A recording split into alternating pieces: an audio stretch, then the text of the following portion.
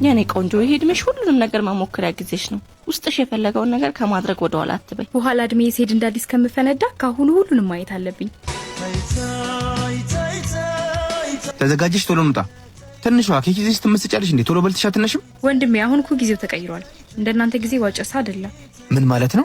ተዋት፣ እድሜዋ ነው። በኋላ ውጪ ተደብቃ ከምታደርገው ሁሉንም ትየው። ምንድነው ያልገባኝ ነገር አለ ወይስ ማላውቀው ነገር እየተደረገ ነው? አትናገሪም እንዴ? ወንድሜ በእናንተ ጊዜ ያጨሳችሁ ነበር። እድሜዋ ነው ተብሎ የማይሆን ነገር ውስጥ ምን እስከዛ ድረስ ኬክ ነው እንደዚህ የተዳረሰው? እንዴ ምን ሆነ ነው? አንተ በጊዜ ሁሉንም አይታ ነው እዚህ ደረስከው። እሷን በጊዜዋ ሁሉንም ትየው።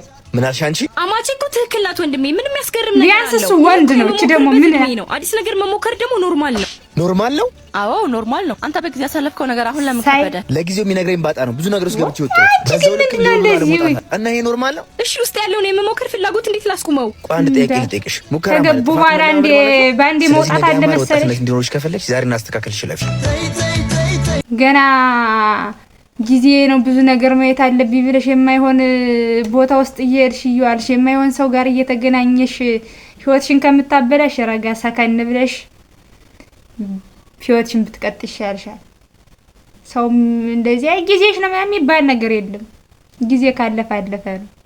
ጊዜም ስትጠቀሚበት ነው እንጂ ጨፈርሽ ቀም ምን አርሽ ምንም የሚጨምርሽ የሚቀንስሽ ህይወትሽን ብቻ ማበላሸት ነው።